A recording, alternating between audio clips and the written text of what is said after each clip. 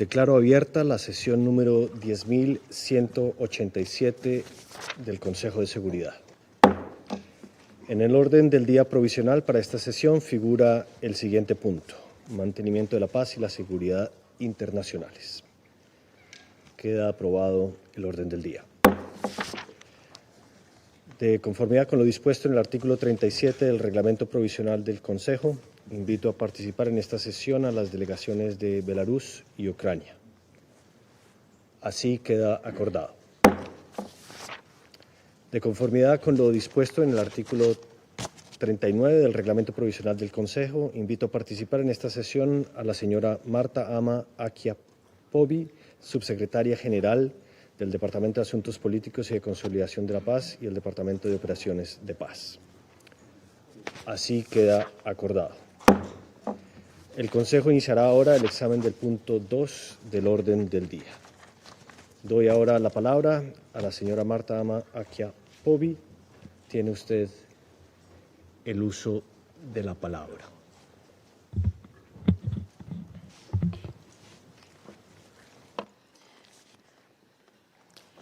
Mr. President, this is the 7th time in 6 weeks that the Council has convened in relation to the war in Ukraine and its impact on international peace and security.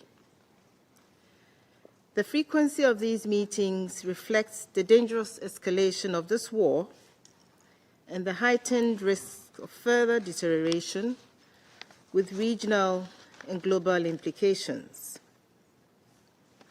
Over the past few weeks, the intensity and scope of attacks by the Russian Federation against Ukraine have increased significantly, causing greater civilian casualties and damage. Only today, at least 15 people were reportedly killed across Ukraine due to Russian aerial strikes. Escalating attacks have also been reported in the areas of Ukraine under the temporary occupation of the Russian Federation.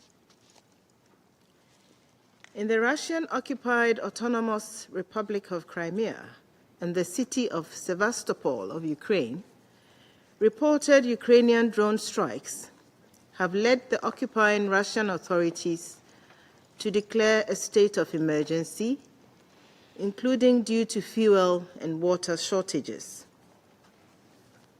Drone strikes on industrial, military, and energy sites have also reportedly continued to result in civilian casualties inside the Russian Federation. As we briefed this Council on 17 June, a drone strike reportedly hit a bus carrying a Belarusian youth soccer team in the Bryansk region of the Russian Federation. According to Russian and Belarusian authorities, one pregnant woman was killed and 9 people, 6 of them children, were injured. The United Nations does not have additional information about the incident.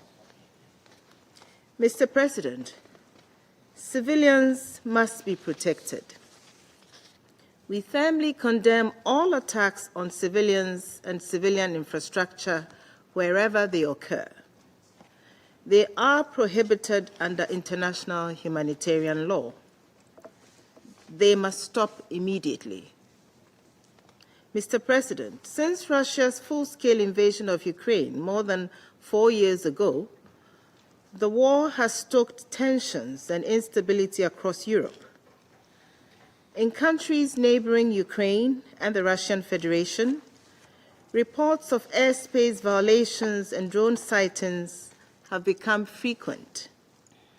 Such incidents have been reported by the authorities in Moldova, Latvia, Lithuania, Estonia, Finland, Poland, and Belarus, as well as in countries in the wider region, Bulgaria, Greece, Kazakhstan, and Turkey.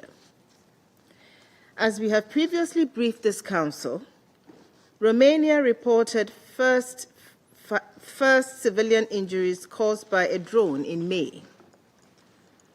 At the time, we expressed our concern about the risk of further regional fallout.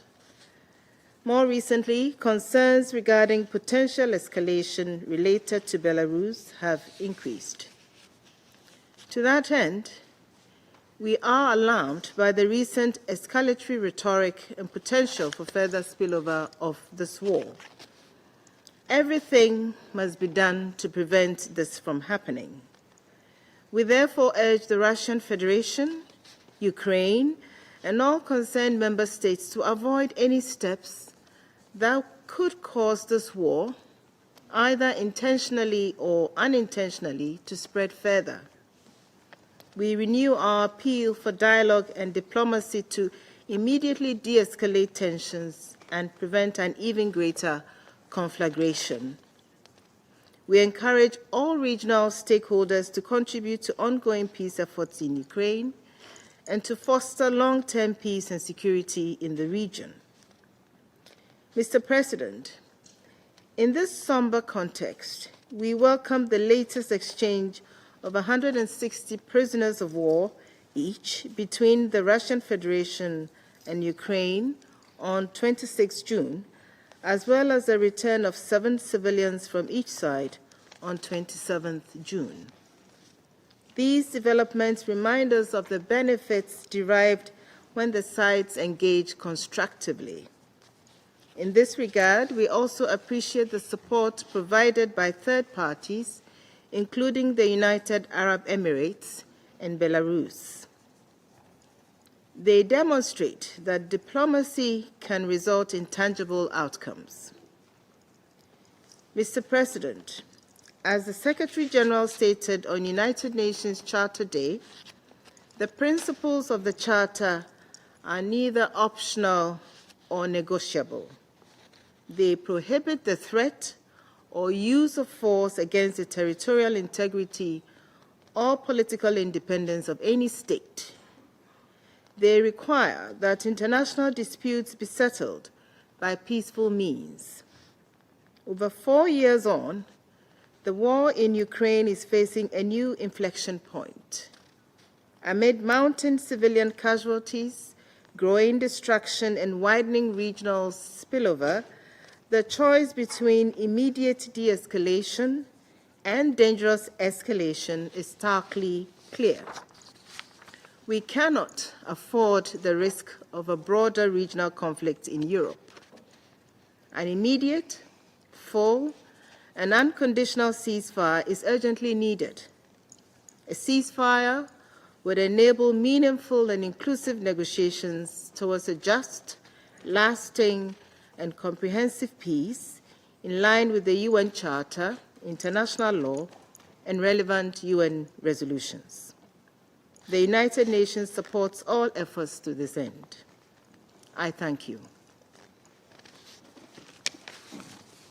Doy las gracias a la señora Povey por la información que le ha aportado al Consejo de Seguridad. Daré ahora la palabra a los miembros del Consejo que deseen formular una declaración. Confiero el uso de la palabra a la delegación de la Федерацию Руса. Господин председатель, Россия поддержала созыв срочного заседания Совета Безопасности, запрошенного нашими белорусскими коллегами, по атаке украинским ударным БПЛА на гражданский автобус в Брянской области, перевозивший 17 июня детей из белорусских спортивных школ на отдых в Геленджик. Хотели бы выразить наши соболезнования и слова поддержки постоянному представителю Республики Беларусь при ООН Валентину Борисовичу Рыбакову и в его лице белорусскому народу, а также всем, кто получил ранения, пожелать скорейшего выздоровления. В автобусе находилось 44 человека, включая 28 воспитанников детско-юношеской и спортивной школы номер 2 белорусского города Речицы. В результате удара погибла сопровождавшая группу беременная женщина, уроженка Луганска, мать 2 детей. Еще 9 человек, в том числе 6 несовершеннолетних, получили ранения. По свидетельствам водителя, перед атакой над автобусом баражировало несколько БПЛА. Коллеги, речь идет не об ударе по военным объектам с последствиями для гражданских лиц и не о случайном попадании, а об умышленных действиях оператора, который имел возможность видеть характер цели. Налицо акт терроризма против мирных жителей. Именно так квалифицировал этот акт Следственный комитет России. Уголовное дело также возбуждено Следственным комитетом Беларуси, для которого был организован выезд на место атаки. Киевские власти по обкатанной схеме попытались возложить ответственность за это преступление на нашу страну, назвав произошедшее провокацией или информационной операцией, якобы выгодной России. Однако эти инсинуации не выдерживают никакой критики и легко разбиваются об неопровержимые факты. На месте атаки были найдены многочисленные улики, подтверждающие принадлежность дрона Украине. Установлена причастность командующего силами беспилотных систем ВСУ Бровди и начальника ГУР Минобороны Украины Иващенко к этому теракту. Они обеспечили целенаведение и отдали приказ о нанесении удара по детям. Также установлены непосредственные исполнители. Это военнослужащий подразделения беспилотных систем «Химера» 105-го пограничного отряда Государственной пограничной службы Украины Ткаченко, военнослужащий пограничной комендатуры быстрого реагирования «Шквал» 7-го погранотряда Госпогранслужбы Украины Жуков и военнослужащие 73-го морского центра специальных операций ВСУ Наум. В отношении Бровди, Иващенко, Ткаченко, Жукова и Наума вынесены постановления о привлечении в качестве обвиняемых по части 3 статьи 205 Уголовного кодекса «Совершение теракта, повлекшего гибель людей». Все они объявлены в международный розыск. Личность других соучастников устанавливается. Вызывает разочарование отсутствие у секретариата ООН смелости и принципиальности, чтобы назвать вещи своими именами. Объявить очевидным виновником трагедии в Брянской области и других чудовищных преступлений киевский режим. Вместо этого мы вновь слышим от международных чиновников одни и те же беззубые комментарии о недопустимости атак на мирных граждан и объекты гражданской инфраструктуры. За этими общими словами скрываются политическая трусость и нежелание замечать преступления Зеленского даже тогда, когда их жертвами становятся дети. При этом любые голословные обвинения в адрес нашей страны секретариатом ООН подхватываются мгновенно, без необходимой на то верификации. Требуем от Генсекретаря, секретариата и профильных структур ООН недвусмысленного осуждения этих кровавых преступлений. Игнорирование ими прицельных атак Киева с многочисленными жертвами среди детей является красноречивым подтверждением двойных стандартов, грубо нарушающих статью 100 Устава Всемирной организации. Это создает у киевского режима ощущение полной вседозволенности и безнаказанности и, по сути, поощряет его террористические амбиции. Равным образом призываем все ответственные правительства дать четкую оценку этому и многим другим злодеяниям украинских неонацистов и публично осудить их. Господин председатель, это преступление режима Зеленского является не просто очередным эпизодом террора ВСУ против гражданских лиц. Это наглядное подтверждение его террористической сущности. Удары по общежитию в Старобельске, автобусу с гражданскими лицами в Янакиево, по детям в Брянской области. Свидетельство того, что для киевского режима не существует никаких сдерживающих факторов.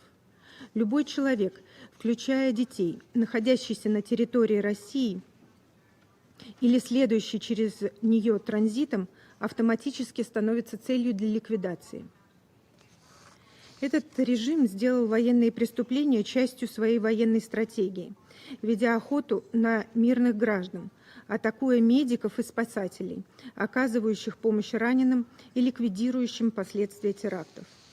Его цинизм и бесчеловечный характер ярко иллюстрируется фактом резкого наращивания количества преднамеренных ударов по образовательным учреждениям и детской инфраструктуре именно в весенне-летний период, когда в разгаре школьные экзамены, соревнования, последние звонки и другие массовые мероприятия. Когда западные страны будут взывать к международному гуманитарному праву, коллеги, вспомните, что для последователей нацистов и их приспешников, тех, кто открыто воспевает сегодня убийц миллионов евреев, поляков и русских и возводит их в стан героев, такие действия давно в порядке вещей, и никакого МГП для них не существует. Режиму Зеленского сегодня как никогда важно показать своим западным спонсорам некие мнимые успехи ВСУ, чтобы обеспечить приток западного оружия и миллиардных вливаний в карманы окопавшейся в Киеве шайки. При этом для его западных спонсоров поддержка киевского режима – это выгодное не только геополитическое, но и коммерческое предприятие. В реальности же успехов на фронте нет, а возможность пополнить ряды ВСУ насильно мобилизованными неуклонно снижается. Поэтому создаваемая картинка в средствах массовой информации только за счет атак украинских БПЛА по гражданским объектам. На то, что удар беспилотника по детям в Брянской области был спланированной пиар-акцией на крови, указывают и активизировавшиеся практически одновременно, демонстративно и нагло контакты с беглой так называемой белорусской оппозицией. Более того, через несколько дней после трагедии Зеленский позволил себе хамский агрессивный ультиматум в адрес Минска.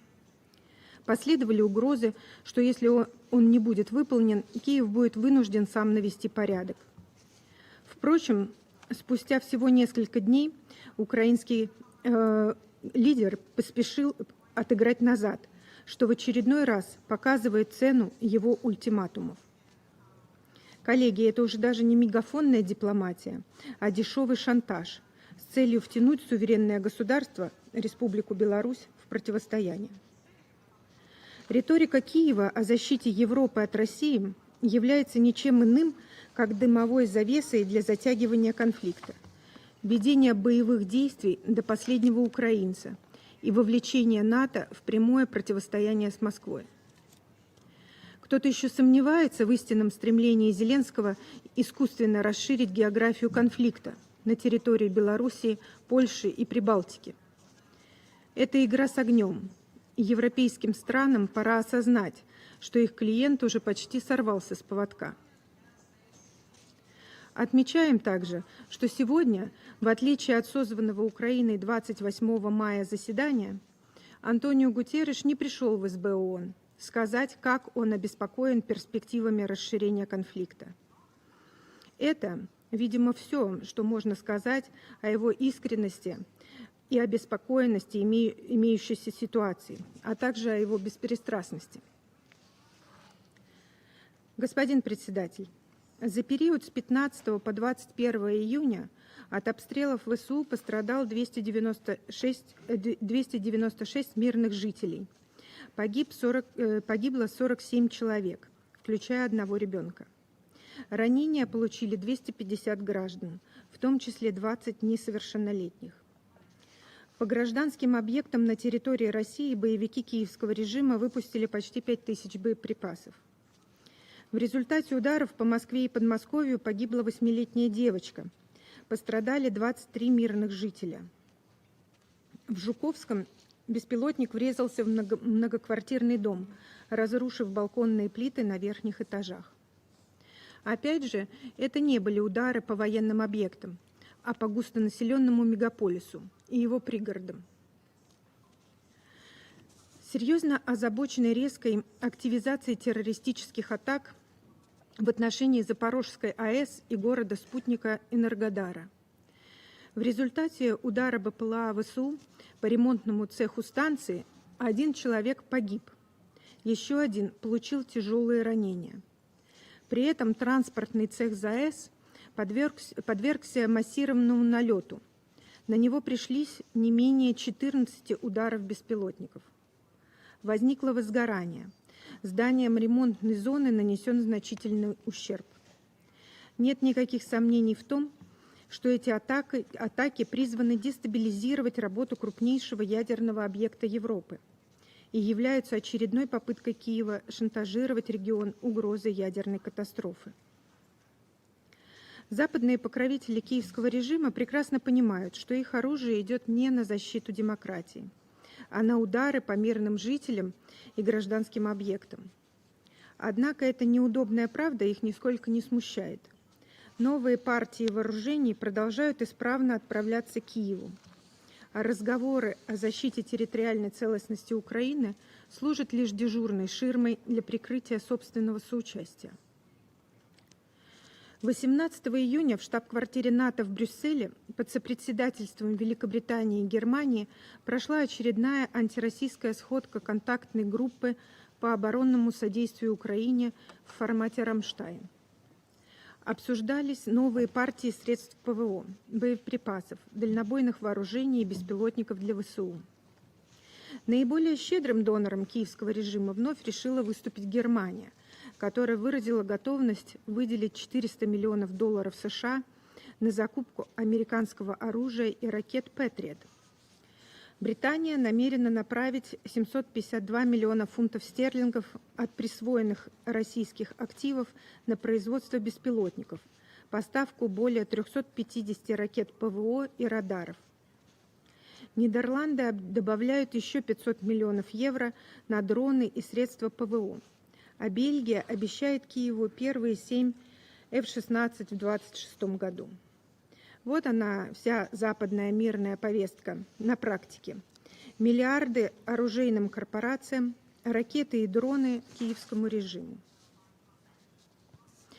В этом же зале представители западных стран неизменно вещают о необходимости прекращения огня, строят из себя образчики миролюбия.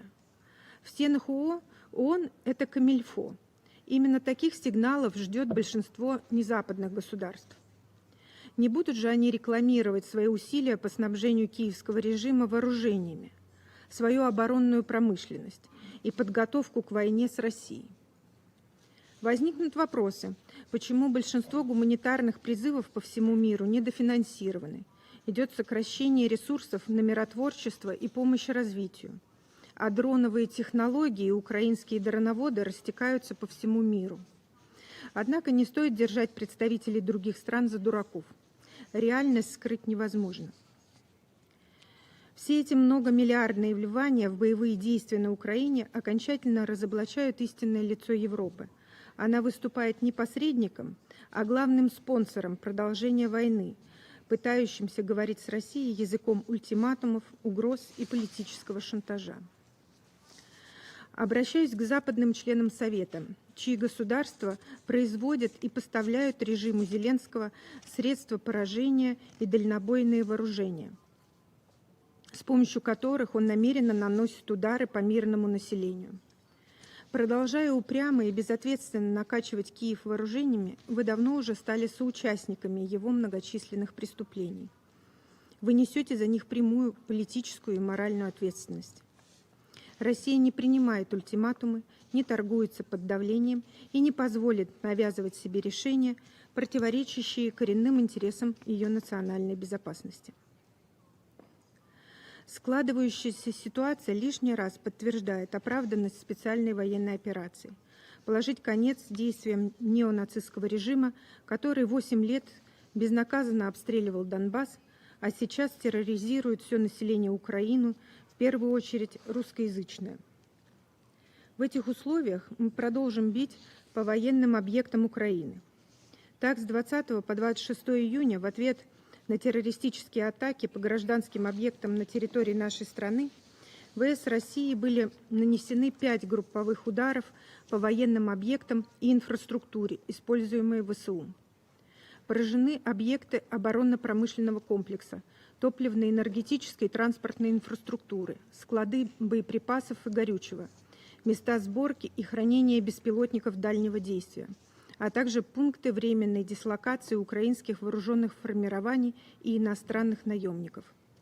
Кроме того, ночью 26 июня нанесен групповой удар высокоточным оружием и ППЛА дальнего действия, в результате которого поражены территориальный центр комплектования и объекты хранения вооружения в Киеве, а также нефтеперерабатывающий завод в Кременчуге Полтавской области. На поле боя российские вооруженные силы также прочно владеют инициативой.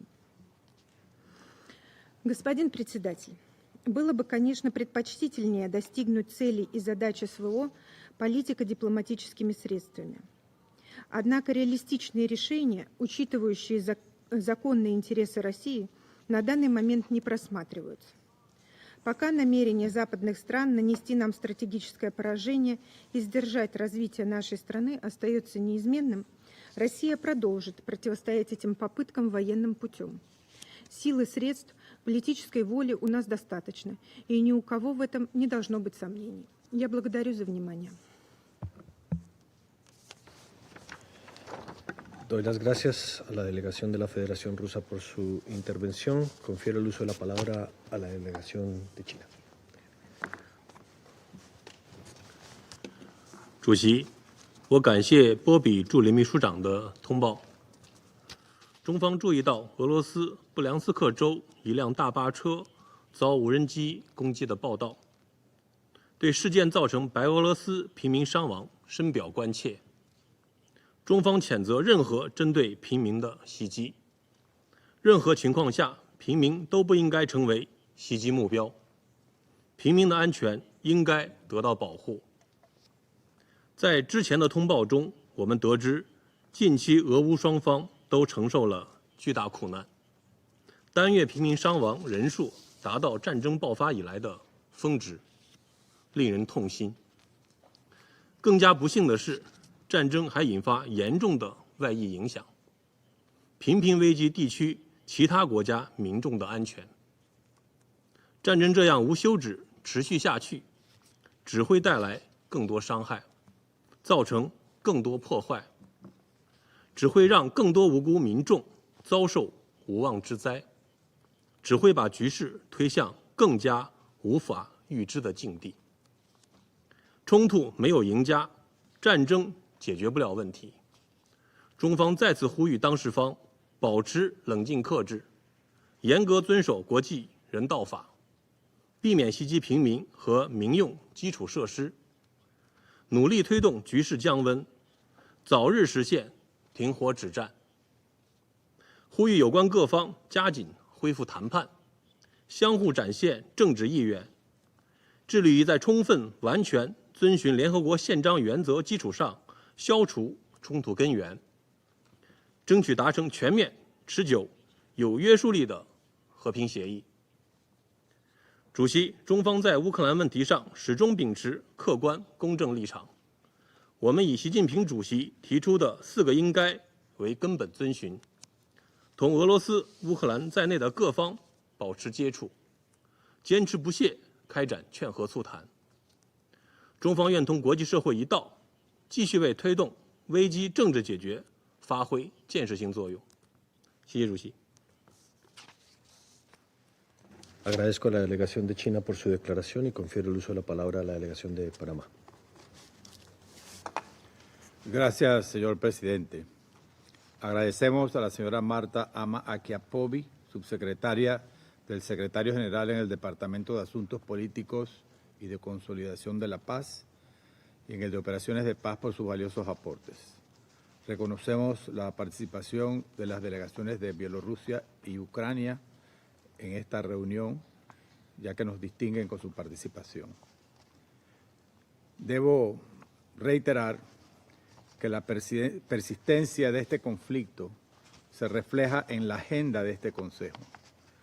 Con la reunión de hoy se han celebrado ya 31 sesiones dedicadas al conflicto en Ucrania desde el inicio de Panamá como miembro electo del Consejo en el 2025.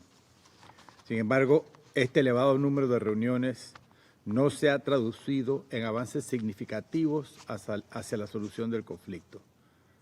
Muy por el contrario, la violencia se ha intensificado y las consecuencias humanitarias y de seguridad continúan agravándose.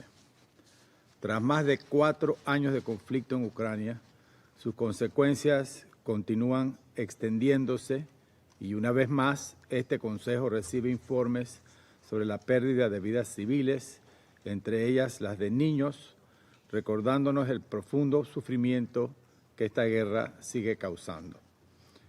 Estos acontecimientos representan un recordatorio de que quienes menos responsabilidad tienen en los conflictos son, con demasiada frecuencia, quienes soportan sus consecuencias más duraderas. Las nuevas generaciones merecen crecer en libertad y seguridad, sin el sonido de las explosiones ni el temor a las sirenas que anuncian ataques. Panamá continuará elevando su voz en favor de la protección de los niños, niñas y jóvenes, convencidos de que toda generación merece desarrollarse en paz en un entorno donde las fronteras sean espacios de cooperación y no de confrontación. Señor presidente, cada nuevo incidente con víctimas civiles confirma que la prolongación del conflicto en Ucrania solo profundiza el sufrimiento y aleja las perspectivas de una solución pacífica. Por ello, reiteramos nuestro llamado a un alto al fuego inmediato, completo y sostenible. Urge detener la espiral de violencia para crear las condiciones propicias para el diálogo. En este contexto, resulta esencial reafirmar el compromiso con la vía diplomática, poner fin a la pérdida de vidas civiles y avanzar hacia una solución pacífica del conflicto, sobre la base del pleno respeto del derecho internacional, el derecho internacional humanitario y la Carta de las Naciones Unidas. Muchas gracias.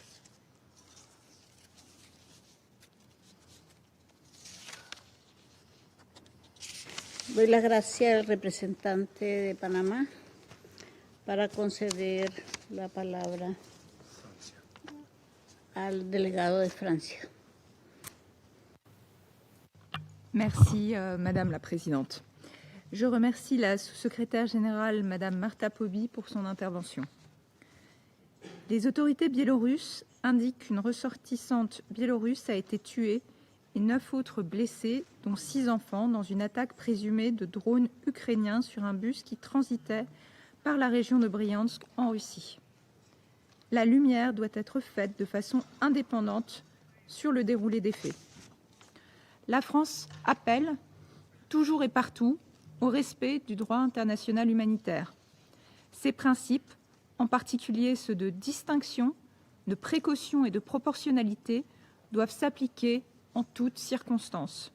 Les populations civiles doivent toujours être protégées. En raison de leur vulnérabilité particulière, les enfants doivent bénéficier d'une protection spéciale telle que prévue par le droit international humanitaire. Madame la Présidente, en permettant à l'armée russe d'envahir l'Ukraine depuis son territoire en 2022, la Biélorussie s'est rendue complice d'une grave violation du droit international. La France appelle de nouveau les autorités biélorusses à cesser de soutenir l'effort de guerre russe contre l'Ukraine. La France appelle également les autorités biélorusses à la poursuite et à l'accélération de la dynamique de libération des prisonniers politiques qui constitue un développement positif, ainsi qu'à l'arrêt des condamnations et emprisonnements à caractère politique. Madame la Présidente, nous affirmons une nouvelle fois notre soutien indéfectible à l'Ukraine dans sa défense légitime contre l'agression incessante dont elle fait l'objet, comme lui en donne le droit l'article 51 de la Charte des Nations Unies. En témoigne le consensus qui s'est dégagé lors du récent sommet du G7 à Évian en faveur de l'accroissement du soutien à l'Ukraine et du renforcement de la pression sur la Russie. Réunis à Berlin le 24 juin dernier, les dirigeants de la France, de l'Allemagne, de la Grande-Bretagne, de l'Italie et de la Pologne ont confirmé cet élan. Il est temps que la Russie s'engage en faveur de la paix et entende la demande du secrétaire général des Nations Unies, soutenue par une grande majorité des États membres de ce Conseil, et au-delà. Un cessez-le-feu immédiat, complet et sans condition. Avec nos partenaires, nous soutenons les propositions de dialogue direct entre l'Ukraine et la Russie, avec une participation européenne et américaine active, afin de parvenir à une paix juste et durable, fondée sur les règles fondamentales du droit international. Après les occasions manquées de ces derniers mois, nous appelons les autorités russes à se saisir de cette offre d'un dialogue sérieux et à emprunter la voie de la désescalade. Je vous remercie. Gracias por su intervención a la delegada de Francia y concedo ahora la palabra a Dinamarca. Tiene usted la palabra. Thank you, Madam President, and I thank Assistant Secretary General Poby for her briefing. Let me start by recalling Denmark's consistent demand that international law, including international humanitarian law, must be respected in all cases, without exception. And our demand for full accountability and justice for all crimes that have been committed in this senseless war launched by Russia. The allegations made by Belarus and Russia of a drone strike on a civilian bus in Bryansk in Russia on 17th of June are serious. However, as our briefer has made clear, it has not been possible to verify these allegations, and they are also at odds with the information provided by the Ukrainian armed forces. Given this divergence, Denmark calls for an independent investigation to establish the facts. Madam President, if Russia was genuinely concerned about civilians, there is a very simple solution. That is to end its illegal and unprovoked war of aggression against Ukraine immediately. Until that day, until it ceases the daily violations of the Charter, its expressions of concern will continue to ring hollow. We should not forget that Ukraine has been offering a ceasefire for well over a year. Russia, on the other hand, has chosen to prolong the war, with each day bringing further death, destruction, and misery to civilians. Madam President, Russia has supported the request from Belarus for this urgent meeting while continuing daily attacks on Ukraine. In the last 24 hours alone, Russian drones and missiles have killed and injured many Ukrainian civilians, including in Dnipro, Zaporizhia Oblast, Kharkiv Oblast, and Sumy Oblast. In the 1,587 days since Russia's full-scale invasion, the UN Human Rights Monitoring Mission has verified that at least 62,000 Ukrainian civilians have been killed or injured. Behind these numbers are families, futures, and communities destroyed or shattered. They deserve justice and accountability. Consequently, we call on Russia to end its tactics of denial, distraction, and deflection, to end the invasion it alone started, and that it alone can end today. We reiterate our call for good faith peace talks aimed at securing a just and lasting peace in line with the UN Charter. I thank you. Doy las gracias por su intervención al delegado de Dinamarca, para darle la palabra ahora al delegado de Grecia. Tiene usted la palabra. Thank you, Madam President. I would like to thank Assistant Secretary General Poby for her briefing.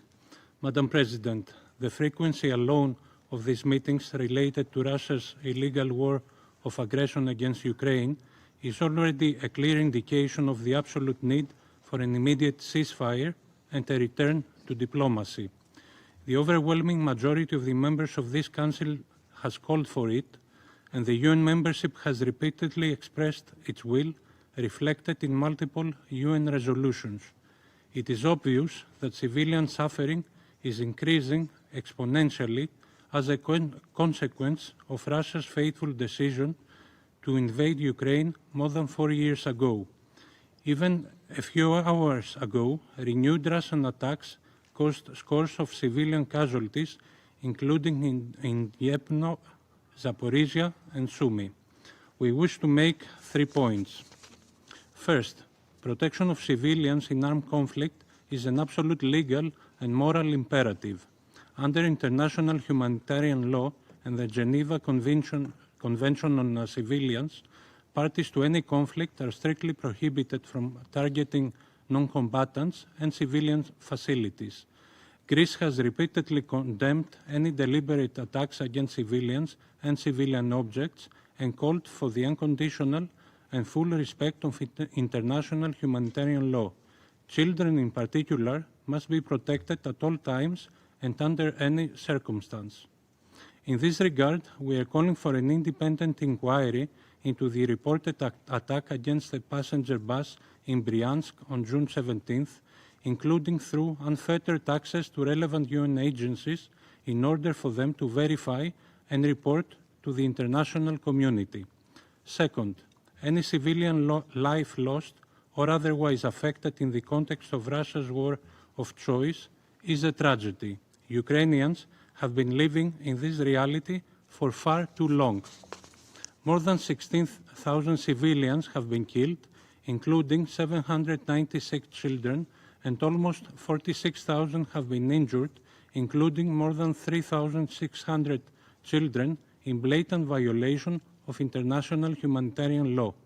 The war in Ukraine is the deadliest conflict in Europe since World War II, marked by extensive civilian devastation and widespread human rights violations. We call on Russia to abstain from further violations of international law and hold those responsible accountable for their actions. In this regard, we commend the readiness of competent Ukrainian authorities to conduct investigations and take actions against human rights violations. Third, Greece has long warned against the expansion of hostilities in both magnitude and scale. In recent months, this escalation has become a reality. Urgent steps must be taken to reverse the spiral of violence and to return to the path to peace. In this regard, we are deeply alarmed by Russia's intensified attacks against urban areas in Ukraine and common military exercises, including nuclear drills with Belarus, as well as by reports of construction of new military infrastructure in Belarus across the Ukrainian border. These developments cannot be viewed in isolation.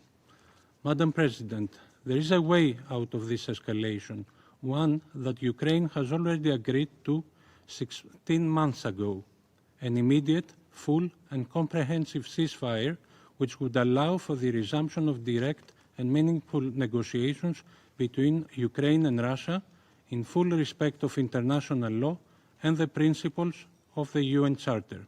I thank you. Le doy las gracias al delegado de Grecia por su declaración y concedo la palabra ahora al delegado de Somalia. Tiene usted la palabra. Thank you, Madam President. I thank ASG FOBI for her comprehensive update on the development unfolding in Eastern Europe. The current development remains a significant concern, carrying a serious implication for regional stability and international norms. The divergence in narrative surrounding the event on June 17th, which is happening against the backdrop on the ongoing war in the region, underscores the urgency of the situation and the critical need for diplomacy and dialogue. The protection of civilian lives and critical infrastructure must remain a paramount concern. Such incidents highlight the fragility and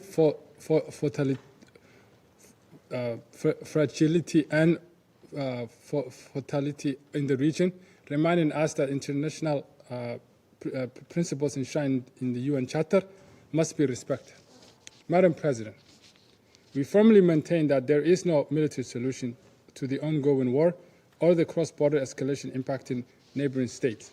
Continued escalations only serve to heighten tensions and undermine the prospect for a durable peace in the region. We believe that lasting solutions are found in the negotiating table, not through acts that can be interpreted hostile. In this regard, we call upon all parties to exercise maximum restraint and engage in earnest, substantive dialogue. A durable resolution will require a genuine commitment to de-escalation, confidence-building measures, and renewed focus on diplomatic efforts. To conclude, Madam President, our delegation reaffirms its unwavering support for all efforts aimed at upholding the principles of international law and achieving just and lasting solutions consistent with the UN Charter. We firmly believe that the people in the region deserve peace, security, and stability. I thank you. Al delegado de Somalia por su intervención y le concedo ahora la palabra a la delegada de Bahrein. Tiene la palabra. السيدة الرئيسة، في البداية أود أن أتقدم بالشكر لسعادة السيدة مارتا آما آكيا بوبي على إحاطتها القيمة اليوم، وأرحب بجميع المشاركين في جلسة اليوم.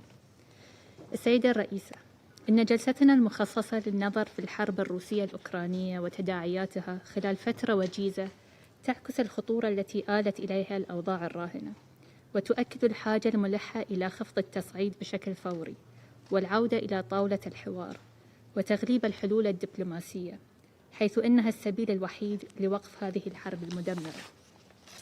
وفي هذا الصدد أود الإشارة إلى النقاط التالية. أولاً، إن المدنيين هم الأكثر تضرراً من النزاعات، إذ لا تزال تداعيات هذه الحرب الممتدة منذ سنوات تنعكس على حياتهم اليومية وتفاقم معاناتهم عاماً بعد عام. وفي ظل التصعيد المتواصل نؤكد على أهمية التحلي بأقصى درجات ضبط النفس وخفض التصعيد والامتثال للالتزامات ذات الصلة بموجب القانون الدولي، بما في ذلك القانون الدولي الإنساني، ولا سيما الامتناع عن استهداف المدنيين الأبرياء وفي مقدمتهم الأطفال والبنية التحتية المدنية والعاملين في المجال الإنساني. وقد دعا الأمين العام في تقريره الأخير حول الأطفال والنزاع المسلح جميع أطراف النزاع إلى إعطاء الأولوية لحماية الأطفال عند التخطيط والعمليات العسكرية وتنفيذها. ثانياً، تجدد مملكة البحرين تحذيرها من الاستخدام المتزايد والمثير للقلق للطائرات المسيرة في النزاعات المسلحة، وما يترتب على ذلك من تداعيات إنسانية جسيمة، ولا سيما على المدنيين. فقد أدى التهديد المتزايد الناجم عن استخدام الطائرات المسيرة إلى إعاقة الوصول إلى الخدمات الأساسية، وانقطاع المساعدات الإنسانية الضرورية، وخدمات الاستجابة للطوارئ، الأمر الذي يزيد من معاناة السكان المدنيين الأبرياء ويقوض الجهود الإنسانية. ثالثاً، تحذر مملكة البحرين من استمرار التصعيد العسكري لما له من أثر في تقويض فرص التوصل إلى السلام المنشود وتعقيد الأزمات القائمة، وتعطيل الجهود الدولية الرامية إلى تحقيق التهدئة والتوصل إلى تسوية سلمية لهذا النزاع.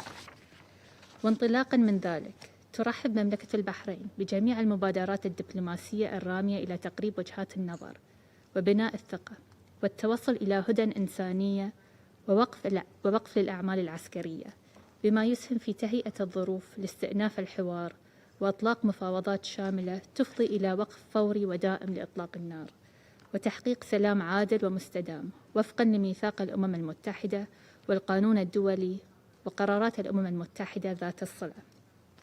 ختاماً، السيدة الرئيسة، تجدد مملكة البحرين دعمها لنداءات الأمين العام للأمم المتحدة الهادفة إلى خفض التصعيد بشكل فوري، بما يفضي إلى وقف كامل وفوري وغير مشروط لإطلاق النار، والتوصل إلى حل سياسي مستدام يراعي المشاغل الأمنية ويحقق الأمن والاستقرار في القارة الأوروبية.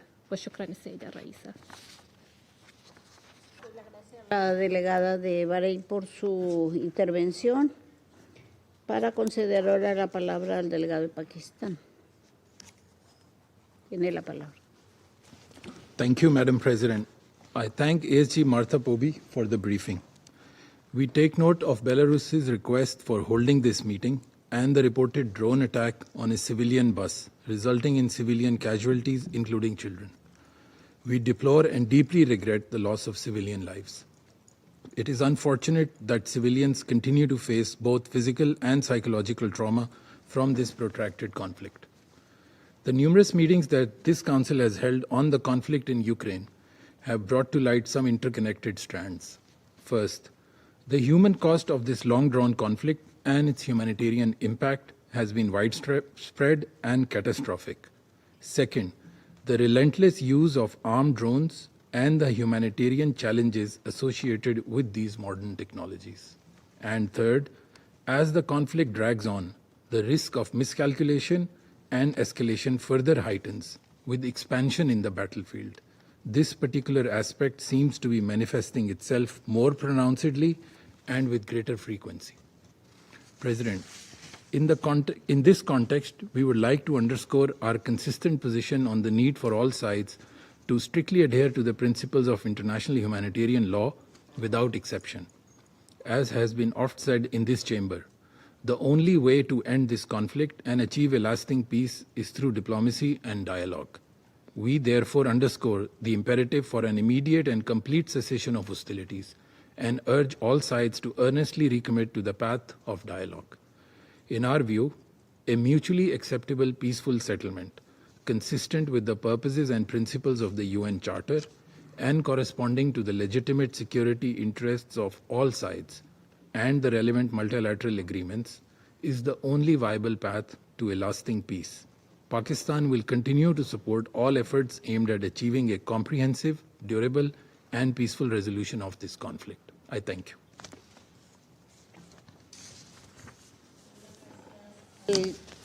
Representante de Pakistán por su declaración, para conceder la palabra al delegado de Reino Unido, la delegada del Reino Unido. Thank you, President, and I thank Assistant Secretary-General Ms. Marta Pobey for her briefing. Any loss of civilian life is a tragedy. We are saddened by reports of the incident on 17 June involving a bus carrying Belarusian civilians in Bryansk, Russia. Our thoughts are with the families of those killed and injured. Civilians must never bear the consequences of conflict, and children must always be protected. At present, we are not aware of any independent verification of the circumstances surrounding the incident. We note that Ukraine has publicly denied any claims that a Ukrainian drone struck the bus. What we do know is that if Russia truly wished to protect civilians, it would agree to a full, immediate, and unconditional ceasefire. According to OCHA, over 16,000 civilians have been killed in Ukraine since Russia launched its war of choice on the 24th of February, 2022. None of this would be happening had Russia not launched its illegal, full-scale invasion against Ukraine. President, the United Kingdom's position is consistent and clear. All allegations of civilian harm should be taken seriously, wherever they occur. The protection of civilians remains a fundamental obligation under international humanitarian law. We made that same point when this Council met last week, following reports of civilian casualties resulting from recent Russian strikes on Ukrainian cities. We reiterate it today. Children have been particularly affected. The UN has reported that at least 796 children have been killed in Ukraine and a further 2,835 injured since the start of Russia's war, bringing the total number of child casualties to 3,631. In Ukraine, children's homes, schools, and hospitals have been damaged and destroyed. Russia has targeted the electricity infrastructure that heats their houses in winter. It has disrupted their education, and its attacks have displaced families across Ukraine and beyond. We should all strive to prevent further civilian suffering. Russia could do so immediately. Ukraine has time and again reiterated its commitment to a ceasefire. We call on Russia also to commit to a ceasefire, to engage meaningfully in peace talks, and to end its illegal war against Ukraine. Thank you.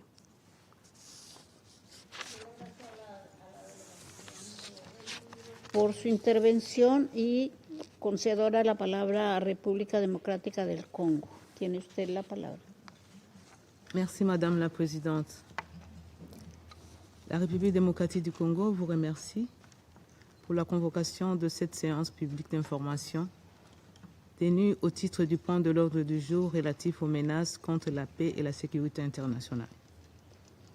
La délégation remercie Madame la sous-secrétaire générale Marta Pobey pour son exposé. La République démocratique du Congo exprime sa vive préoccupation face aux informations rapportées à ce Conseil, faisant état d'un incident ayant affecté des populations civiles, causant un décès et plusieurs blessés, dont 2 enfants. Les informations rapportées y établissent un lien avec le conflit en cours en Ukraine et démontrent encore une fois, et comme nous l'avons souligné à plusieurs reprises au sein de ce Conseil, qu'il ne saurait y avoir de solution militaire durable à cette crise. En effet, la prolongation de ces conflits continue jour après jour d'alourdir le bilan humain en même temps qu'il étend son champ opérationnel.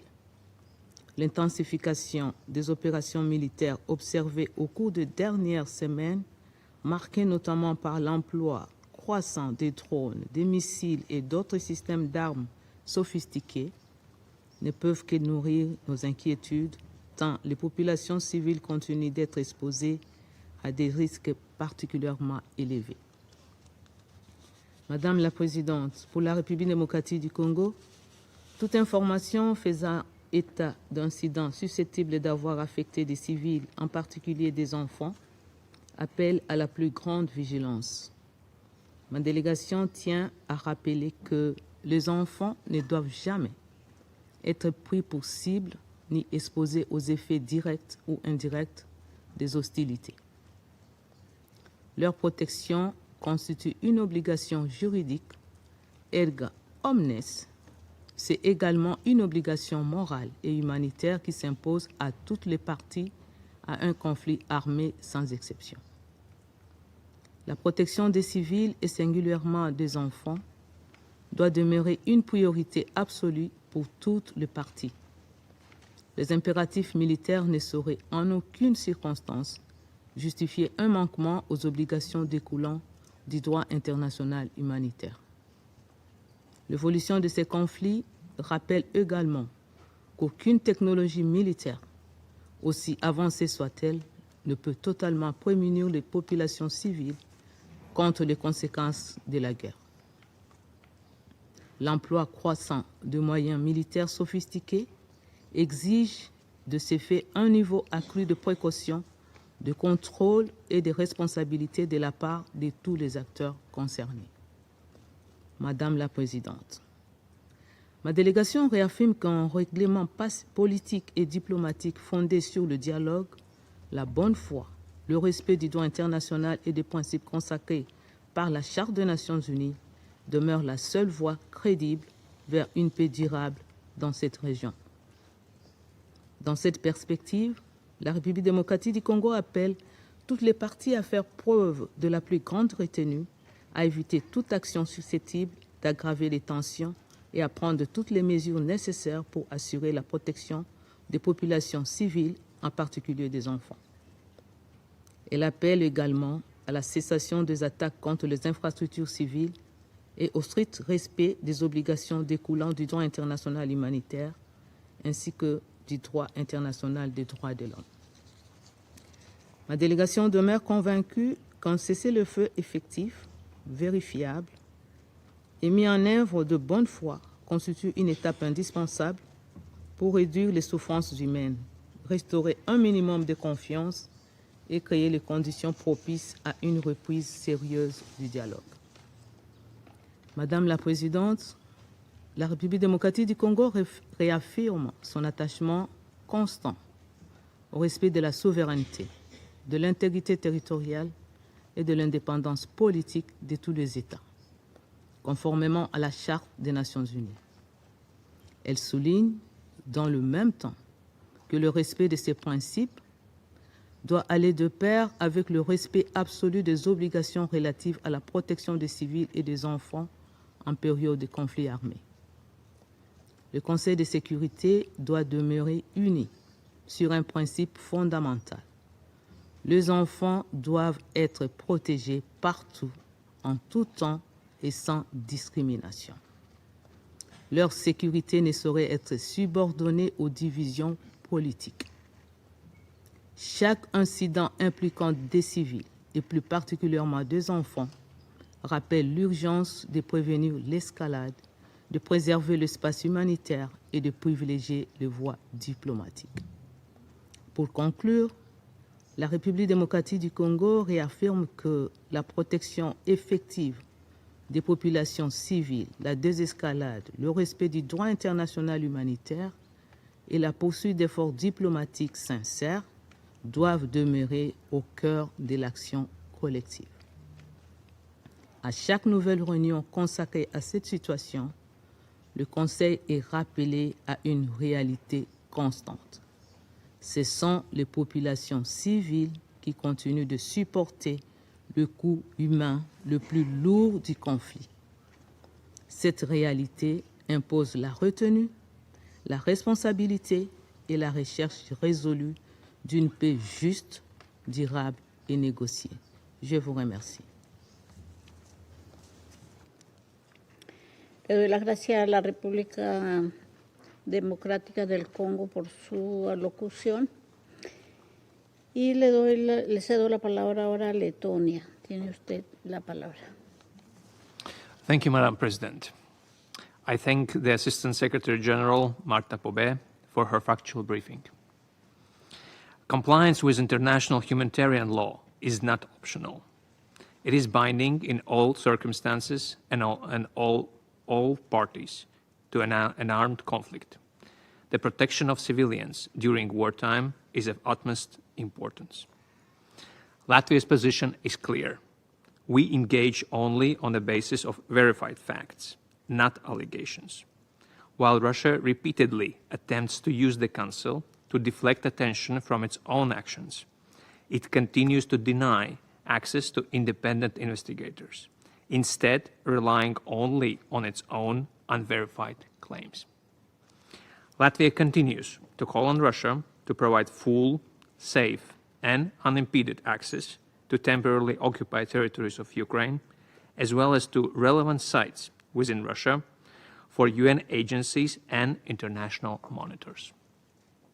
Latvia also continues to call for an immediate, full, and unconditional ceasefire, to which Russia remains the only obstacle. Madam President, we have met regularly to condemn Russia for its grave violation of international humanitarian law and international human rights law against Ukraine civilians. There are countless UN reports containing independently verified evidence documenting violations on a scope and scale that are both unimaginable and well known to the Council. Let us recall that Russia is the only permanent member of the Security Council listed for grave violations against children in the Secretary General's report on children and armed conflict and conflict-related sexual violence. In recent days alone, Russian attacks have again shown the human cost of this aggression. On June 26, a civilian minivan in Nikopol was targeted, killing 2 people and injuring at least 12, including 2 girls. On June 24th, a humanitarian demining team from Norwegian People's Aid was targeted in Kherson, killing 2 staff members and injuring several more. We stand in solidarity with our allies. Attacks against humanitarian personnel constitute grave violations of international humanitarian law and may amount to war crimes.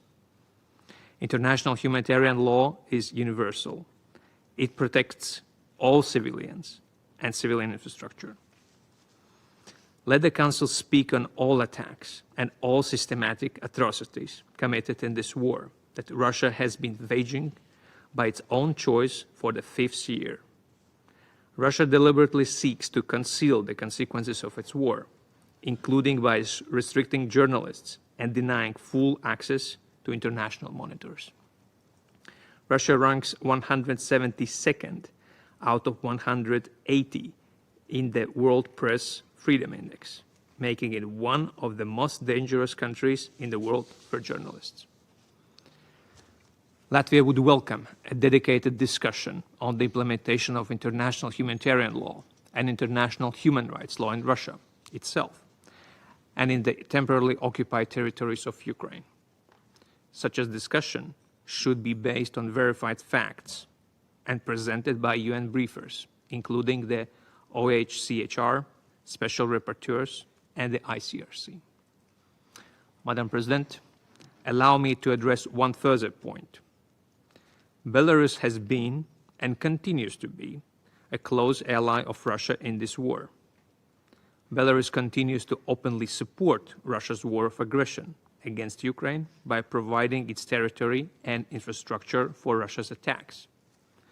Majority of Belarusian military-industrial enterprises are involved in fulfilling Russian state defense orders.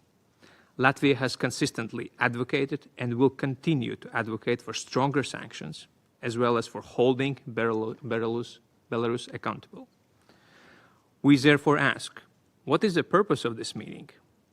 Is it yet another attempt to fabricate a justification for escalation? We know all too well the tactics Russia employs by repeatedly manufacturing pretexts for reckless and dangerous actions. Let me stress that there is still no access, only attacks, verbal and physical, against the UN system and independent monitors seeking to establish the facts. In conclusion, Madam President, the defense of Ukraine's sovereignty is a defense of the UN Charter itself. The Charter protects each and every nation in this room for the resurgence of imperial spheres of influence. Russia started this war. Russia can end it. There can be no impunity for aggression, for war crimes, and for crimes against children. I thank you. Le doy las gracias al representante de Letonia por su intervención y quiero conceder ahora la palabra al delegado de Estados Unidos. Tiene usted la palabra. Thank you, Madam President, and thank you, ASG Poby, for your briefing today. The United States regrets the loss of any civilian life in the Russia-Ukraine war, and our hearts go out to those who have lost loved ones. As others have noted, Ukrainian officials have unequivocally refuted the allegations that were used as a justification for today's briefing. Without greater fidelity into these attacks, we caution against incendiary rhetoric, which only risks intensifying and expanding the war. The United States instead calls for urgent de-escalation and a move to immediate ceasefire. President Trump's goal remains achieving a swift and durable end to the war through negotiated settlement. Diplomacy represents the only viable path forward for lasting peace. Thank you. Gracias al representante de Estados Unidos por su alocución. Le cedo la palabra ahora a Liberia para su intervención. Thank you. Thank you, Madam President.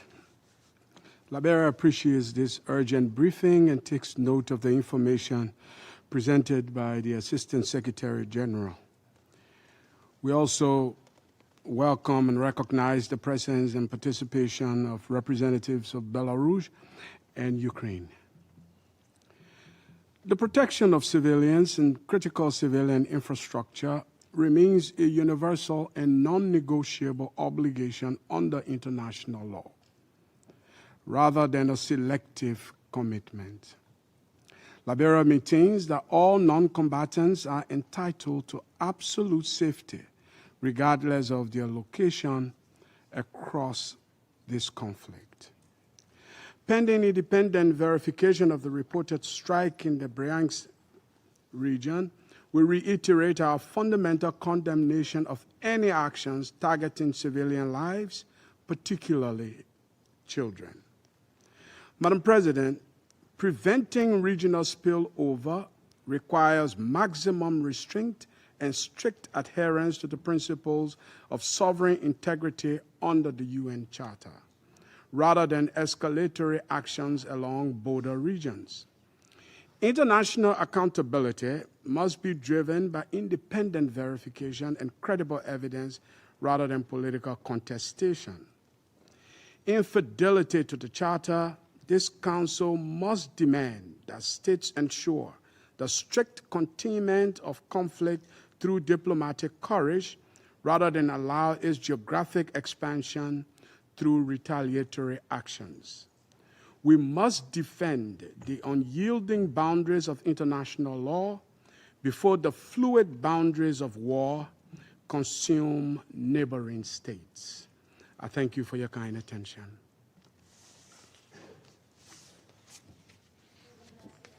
Representante de Liberia por su alocución. Ahora formularé una declaración en mi calidad de representante de Colombia. Agradezco la presentación de la señora Marta Poby, subsecretaria general del Departamento de Asuntos Políticos y de Consolidación de la Paz y de Operaciones de Paz.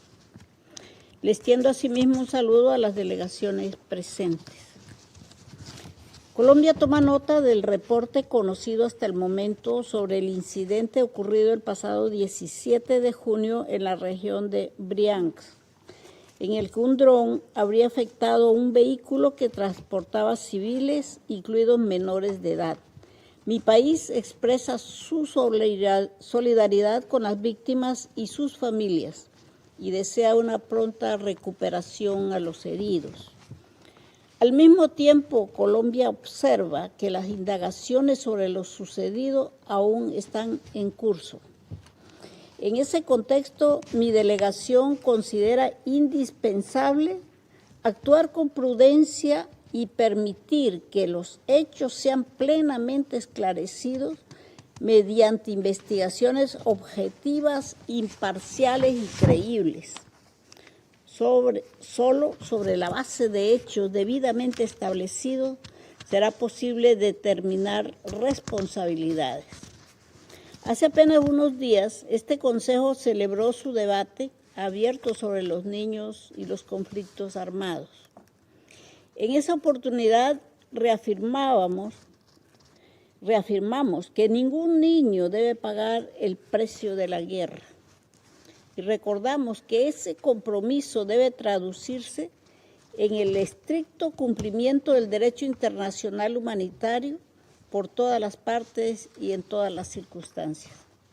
Lamentablemente, los hechos que hoy examinamos nos indican que estamos fallando. Los principios de distinción, proporcionalidad y precaución no admiten excepciones. La protección de la población civil debe permanecer en el centro de toda actuación de las partes y no puede depender del lugar donde ocurra un ataque, de la nacionalidad de las víctimas o de quien resulte responsable. Es una obligación jurídica y un imperativo humanitario que debe cumplirse en toda circunstancia. Precisamente por ello, Colombia reitera la importancia de garantizar un acceso humanitario seguro, rápido y sin obstáculos. La presencia de las Naciones Unidas y de los actores humanitarios es esencial para asistir a las víctimas, evaluar las necesidades sobre el terreno y ofrecer al Consejo una comprensión objetiva de las consecuencias humanitarias del conflicto. Proteger a quienes brindan asistencia y permitirles el acceso es también una forma de proteger a la población civil. Este episodio también pone de relieve una preocupación que Colombia ha expresado de manera consistente. Mientras continúen las hostilidades, persistirá el riesgo de que la violencia siga extendiéndose y alcance a más personas y más territorios. Cada nuevo incidente aumenta el sufrimiento humano, profundiza la desconfianza y aleja la perspectiva de una paz duradera. Colombia reitera una vez más su llamado a un cese al fuego inmediato, definitivo y verificable, como primer paso para crear las condiciones que permitan avanzar hacia una solución pacífica, negociada y sostenible, de conformidad con la Carta de las Naciones Unidas. Solo mediante el diálogo y la diplomacia será posible evitar que nuevos civiles, especialmente niños, sigan sufriendo las devastadoras consecuencias de esta guerra. Nada justifica quitarle la vida a las personas. Muchas gracias. Vuelvo a asumir las funciones de la presidencia del Consejo de Seguridad. Y ahora doy la palabra a la delegación de Belarus. Tiene usted la palabra. Благодарю вас. Госпожа председатель, мы благодарим Колумбию за оперативную реакцию на просьбу Республики Беларусь о проведении срочных слушаний Совета Безопасности ООН. Мы благодарим делегации, которые высказали слова поддержки в наш адрес. Признательны помощнику генерального секретаря ООН госпоже Поби за брифинг. 17 июня 2026 года в Брянской области Российской Федерации ударный дрон атаковал гражданский автобус. Автобус перевозил на отдых из Речицы, Республика Беларусь, в Геленджик, Российская Федерация, 44 гражданина Беларуси, 22 из которых дети. В результате нападения погибла гражданка Беларуси, она скончалась на месте. Мы искренне скорбим о погибшей и соболезнуем ее родным и близким. 9 человек, 6 из которых дети, получили ранения различной степени тяжести. Некоторые пострадавшие получили серьезные травмы, угрожающие их жизни. Все граждане, в том числе пострадавшие, по прямому поручению президента Александра Лукашенко были незамедлительно эвакуированы в Беларусь, где им оказана и оказывается высококвалифицированная медицинская и психологическая помощь. Вот лишь некоторые примеры заключений, сделанных врачами после поступления пострадавших. Взрывная травма головы, шеи, груди, живота, конечностей. Осколочные слепые и касательные ранения мягких тканей головы и шеи. Осколочные слепые слепые проникающие ранения груди. Гемоторакс. Множественные осколочные ранения лица. Слепое проникающее ранение живота с повреждением печени. Внутрибрюшное кровотечение. Только этого уже достаточно, чтобы осознать чудовищный масштаб урона, нанесенного жизни и здоровью ни в чем не повинных белорусских граждан, преимущественно детей. Это трагедия для десятков семей в Беларуси, это потеря, которую невозможно восполнить. Это преднамеренный акт насилия и агрессии, направленный против гражданского населения, против детей, которые ехали отдыхать и заниматься спортом. Уже сейчас можно с полной уверенностью констатировать, удар по автобусу не стал следствием случайных или неизбирательных действий, повлекших за собой сопутствующий ущерб. Данная атака была управляемой и контролируемой. Подобные действия являются грубым нарушением норм международного гуманитарного права и угрожают международному миру и безопасности. Республика Беларусь решительно осуждает и призывает международное сообщество безоговорочно осудить этот бесчеловечный террористический акт, которому нет и не может быть никакого оправдания.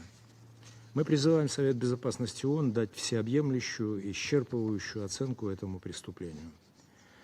Генеральная прокуратура Республики Беларусь возбудила уголовное дело в связи с атакой. Нападение на автобус с детьми квалифицировано как террористический акт. Следственный комитет Республики Беларусь проводит расследование, в ходе которого устанавливаются и будут тщательно проанализированы все обстоятельства и подробности случившегося. Украина сразу же заявила о непричастности к атаке на автобус. Сегодня у нас есть доказательства того, чтобы ответственно заявить. Атака на белорусский автобус была совершена ударным беспилотным летательным аппаратом украинского производства. Этот БПЛА принадлежит к типу «Дартс», оснащен поражающими элементами. Он имеет боевую часть с массой взрывчатого вещества около 1200 граммов в тротиловом эквиваленте. Такие беспилотники являются разработкой украинской группы инженеров «Стальные шершни» и используют технологию управления FPV. В ходе осмотра места происшествия были изъяты объекты с маркировками на украинском языке. Среди таких объектов блок управления детонатором, произведенный на заводе в городе Шостка Сумской области. Сам детонатор, а также аккумуляторная батарея являются компонентами, также произведенными на Украине. Беспилотники этого типа выпускаются на различных украинских предприятиях, в том числе в кустарных условиях. Стоимость производства составляет около $1000 США. Основными эксплуатантами данной системы с украинской стороны являются подразделения Главного управления разведки, Службы безопасности Украины и различные части вооруженных сил Украины. Тот, кто совершил удар по белорусскому автобусу, действовал преднамеренно и провокационно. Такие действия сознательны, направлены на эскалацию конфликта и на втягивание Беларуси в вооруженный конфликт между Россией и Украиной. Это попытка создать повод для того, чтобы столкнуть Беларусь с Украиной и вовлечь нашу страну в войну. Цена этих действий, к сожалению, жизнь и здоровье граждан Беларуси. Хочу здесь привести слова президента Республики Беларусь Александра Лукашенко. Цитирую. «Если кто-то провоцирует и пытается втянуть Беларусь в войну, это плохо обойдется тем, кто пытается это сделать». Конец цитаты. Беларусь не участвует в вооруженном конфликте. Любые попытки давления или запугивания, ультиматумы, угрозы в адрес Беларуси и ее руководства недопустимы. При этом мы настоятельно рекомендуем не испытывать далее терпение белорусской стороны и ни в коем случае не считать отсутствие немедленной жесткой реакции проявлением слабости, нерешительности или трусости. Публичные импульсивные высказывания, которые мы недавно услышали от руководства Украины, свидетельствуют лишь о стремлении к дальнейшему обострению конфликта. Беларусь выступает категорически против эскалации, призывает к дипломатии, к переговорам как единственным инструментом для выхода из конфликта. Между Минском и Киевом продолжается профессиональный, конфиденциальный диалог для обмена информацией и поиска точек соприкосновения. Этот диалог дает свои результаты, и он будет продолжен. Достаточно сказать, что все обмены пленными и телами погибших между российской и украинской сторонами проходят при нашем содействии на территории Республики Беларусь. Все это необходимо учитывать, прежде чем выносить обвинения в публичную плоскость и устраивать провокации. Беларусь находится в эпицентре регионального противостояния. Как неоднократно сообщалось, в воздушное пространство Беларуси попадали и продолжают попадать беспилотные летательные аппараты. В результате падений БПЛА имеются повреждения на нашей территории. Идет война с массированным применением дронов и средств электронной борьбы. Один из недавних случаев обнаружения 17 июня 2026 года аналогичного дрона идентичен тому БПЛА, который в тот же день совершил атаку на белорусский автобус в Брянской области, в Лельчицком районе Гомельской области Республики Беларусь. Корпус упавшего дрона был направлен фюзеляжем в северном и северо-восточном направлении полета, то есть из Украины в Россию через Беларусь. Я намеренно привожу данный конкретный пример, поскольку следователями Республики Беларусь установлено, что БПЛА, обнаруженный в Гомельской области Беларуси, и дрон, который использовался при атаке на белорусский автобус с детьми в Брянской области Российской Федерации, снабжены одинаковыми компонентами и представляют собой один и тот же тип дронов. Установлено, что оба БПЛА и в Брянской области России, и в Гомельской области Беларуси находились по состоянию на 17 июня 2026 года в пределах зоны досягаемости сигнала для 4 подразделений вооруженных сил Украины, расположенных в Черниговской и Сумской областях. Если бы Беларусь обращалась с просьбами о созыве заседаний Совета Безопасности по каждому инциденту с БПЛА на своей территории, таких встреч могло бы быть больше, чем регулярных ежемесячных заседаний по пункту повестки Дня Совета поддержания международного мира и безопасности на Украине. Здесь сегодня в этом зале уже прозвучали, ну и, может быть, еще прозвучат отдельные провокационные заявления в отношении Беларуси. Мы не видим никакого смысла в очередной раз на них реагировать, поскольку Республика Беларусь уже неоднократно и на всех уровнях подробно делала свои публичные комментарии. Считаем абсолютно неуместным поднимать эти темы на сегодняшнем заседании, которое предназначено для обсуждения совершенно другой проблемы. Но сегодня обвинения в адрес Беларуси в соучастии в конфликте звучат особенно цинично со стороны государств, которые тратят миллиарды долларов на поставку Украине вооружений, подготовку военнослужащих, передачу разведывательных данных. Именно эти страны являются не просто соучастниками, а прямыми участниками войны и делают все для того, чтобы эта война продолжалась. Госпожа председатель, Республика Беларусь всегда последовательно выступала и выступает за неукоснительное соблюдение норм международного права, защиту гражданского населения, в особенности детей, которые никогда и ни при каких обстоятельствах не должны становиться мишенью в вооруженных конфликтах.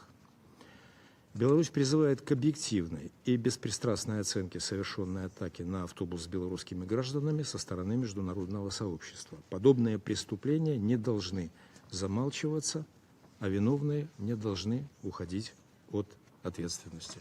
Благодарю за внимание.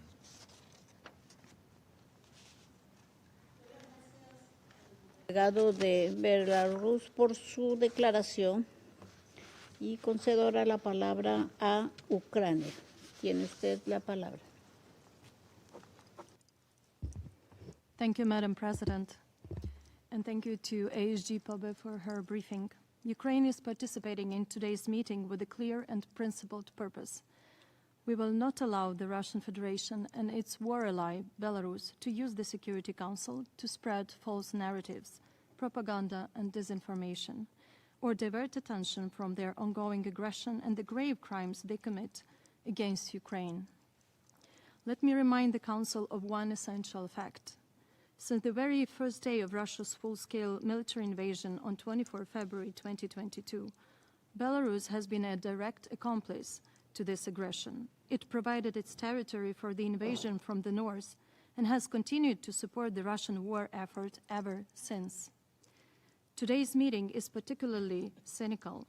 It was requested by Belarus in relation to an incident that allegedly occurred almost 2 weeks ago on the territory of the Russian Federation.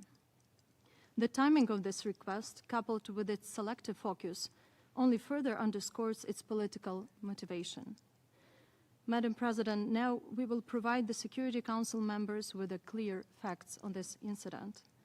Ukraine categorically rejects the unfounded allegations made by the Belarus and the Russian Federation regarding the alleged attack on a bus in the Bryansk region on 17 June 2026. On that date, the General Staff of the Armed Forces of Ukraine officially and unequivocally stated that the defense forces of Ukraine did not deploy unmanned aerial vehicles against targets in the Bryansk region during the specified time frame. In exercising its inherent right of self-defense granted by the UN Charter, Ukraine strikes exclusively legitimate military targets and does not conduct operations against civilians. Let me assure you that Ukraine remains fully committed to international humanitarian law and to the protection of civilian lives. The armed forces of Ukraine do not conduct combat operations against the civilian population. Moreover, the Security Service of Ukraine has reportedly intercepted an official Russian document indicating the absence of any Ukrainian involvement in the incident involving the bus carrying Belarusian citizens in the Bryansk region of the Russian Federation. This document, an information report issued by the Monitoring Center of the State Treasury Institution of the Bryansk region, SAFE region, notes that no Ukrainian UAVs were present in the relevant airspace at the time of the incident. Taken together, the allegations put forward by Russia and Belarus are not supported by credible evidence and follow a well-established pattern of disinformation aimed at diverting attention from Russia's ongoing war of aggression against Ukraine. This incident bears all the hallmarks of a deliberate information provocation involving fabricated accusations and false narratives designed to manipulate public opinion and create artificial pretexts for further escalation. The Kremlin has repeatedly employed such tactics, including by staging or misrepresenting alleged attacks on civilians, in order to deflect attention from its own war crimes and to discredit the armed forces of Ukraine. We are particularly concerned that this case appears intended to inflame tensions involving Belarus and to foster hostility towards Ukraine among the Belarusian public. Ukraine has no interest in provoking Belarus or harming Belarusian citizens. It is especially cynical for Russia and Belarus to portray themselves as a victim when for years both have acted as aggressors against Ukraine. Moreover, Russia has used the territory of Belarus for military purposes. This included the deployment and operation of communications and signal relay systems, the launch of attack unmanned aerial vehicles, and other military assets supporting its war of aggression against my country. Such actions have drawn Belarus ever deeper into Russia's aggression, created additional threats to regional security, and further undermined Belarus' sovereignty. Against this backdrop, any claims of peaceful intentions by either Russia or Belarus lack credibility. Ukraine possesses ample and unequivocal evidence of this reality. The Russian Federation, with the support of Belarus, bears full responsibility for this war and for the immense human suffering caused by its aggression. This is what the Security Council should be addressing today. We urge members of the Security Council to rely on verified facts rather than on propaganda, to reject unsubstantiated accusations, and to remain focused on the root cause of this conflict, which is Russia's imperialistic policy and a total denial of the Ukrainians' right to exist as a sovereign state and to live as an independent nation. These are causes of Russia's ongoing war of aggression against Ukraine. Madam President, the truly urgent issue that warrants the Council's attention is Russia's systematic violation of international humanitarian law through its continued strikes against Ukrainian cities, residential areas, hospitals, schools, and other civilian infrastructure. Over the past week alone, at least 15 regions of Ukraine have come under Russian attack. In just 1 week, Russia launched approximately 1,400 attack drones, nearly 1,500 guided aerial bombs, and 19 missiles of various types, including ballistic missiles. And as we speak, these attacks with guided aerial bombs continue right now against our cities. According to the regular OHCHR report covering first part of 2026, published today, the war caused more civilian deaths and injuries than in the same period of any year since the full-scale invasion, except 2022. I invite the Security Council members to study this report. These are the findings made by the UN mission on the ground, mission that enjoys full access throughout Ukraine, and cooperation with the Ukrainian government. The situation on the Russian side is completely different. There is no international presence, no verified information. Just allegations and fakes like those we are compelled to listen today. Madam President, let us look clearly at the strategic reality of this war. You could see that Russia's deliberate missile and drone terror against Ukraine's civilians is a last resort of the Kremlin's tyrant who faces imminent defeat. Russia has failed to achieve the strategic objectives it set for itself in 2022. It did not take Kyiv, it did not destroy Ukrainian statehood or conquer the country. It failed to hold Ukraine's European and Euro-Atlantic path. Now, in the 5th year of its full-scale military invasion, Russia has failed to defeat a country supported by the democratic world, a country without assistance from foreign troops on its soil, yet with remarkable resilience, its own professional army, and international support which enables us to defend ourselves. Today, Ukraine's positions on the front line are strong. The armed forces of Ukraine constitute one of the largest and most capable militaries in Europe, and the only one with extensive, modern, and large-scale combat experience. Ukrainian defenders demonstrate their strengths every single day. Russian invaders pay a heavy price for the continuous assaults across the front line, losing over 30,000 soldiers every month. Ukraine's medium and long-range capabilities have already proven their effectiveness. Ukraine effectively defends itself, but our successes in fight against the aggressor do not change our deepest desire for peace. Ukraine remains steadfast in our commitment to a comprehensive, just, and lasting peace based on international law, the UN Charter, full respect for sovereignty and territorial integrity, and accountability for aggression.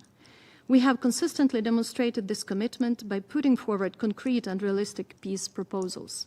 It is Russia that continues to reject every genuine peace initiative, thereby exposing its true intention to prolong the war rather than end it. Russia seeks to promote its own interpretations of the alleged agreements discussed in Ankara and Istanbul. But the reality is clear. There would be no awarding of aggressor in violation of the basic norms of international law. No one would be ready to capitulate to Russia's unreasonable and unacceptable demands. This war is the result of a deliberate political decision taken in Moscow, and it can be ended by a political decision. It does not require endless negotiations or working groups. It requires one decision: to cease all hostilities against Ukraine and to withdraw Russian forces from Ukraine's territory within internationally recognized borders. That decision could be taken at any moment. The missiles over Kyiv and other Ukrainian cities, the deaths of Ukrainian people of all ages beneath the rubble, all of this could end before this Council meets again. Until that moment, the responsibility for the continuation of war rests solely with the Russian Federation. Ukraine will continue to defend its territory and its people until the restoration of the comprehensive, just, and lasting peace. As Russia demonstrates no willingness for peace, Ukraine's approach remains unchanged. Russia's aggression can only be stopped through strength. This means increased support for Ukraine and increased pressure for the aggressor. First, Ukraine calls on our partners to scale up support for strengthening Ukraine's air defense. This is a concrete, practical step to save civilian lives who are being targeted by Russian missiles, drones, and bombs. Second, Ukraine calls for the expansion and deepening of defense cooperation, including by strengthening the anti-ballistic coalition and investing in Ukraine's long-range capabilities. Strikes against Russian military facilities is not an escalation, it is a necessary step on the path to peace if Russia does not want to end the killings. Third, Ukraine calls for increased military, economic, and political pressure on the aggressor. Sanctions against Russia and its enablers must be strengthened and enforced where they will have the greatest impact. Russia's oil revenues must be reduced, its military-industrial complex constrained, and its access to critical technologies cut off. Fourth, we call for strengthened support for accountability mechanisms, including the work of a special tribunal for the crime of aggression against Ukraine and continued investigations into war crimes.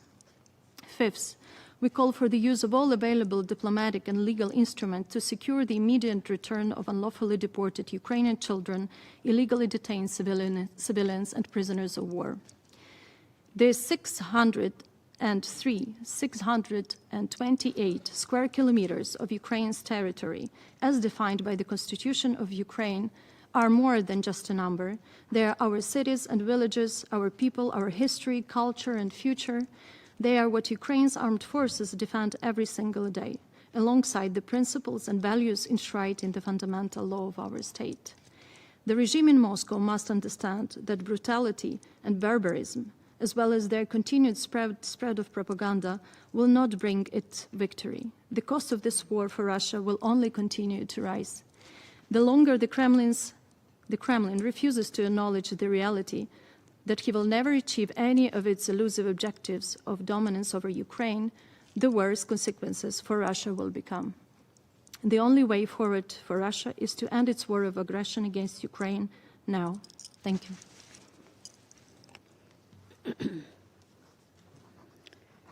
Doy las gracias a la delegación de Ucrania por su intervención. No hay más oradores inscritos en la lista. Se levanta la sesión.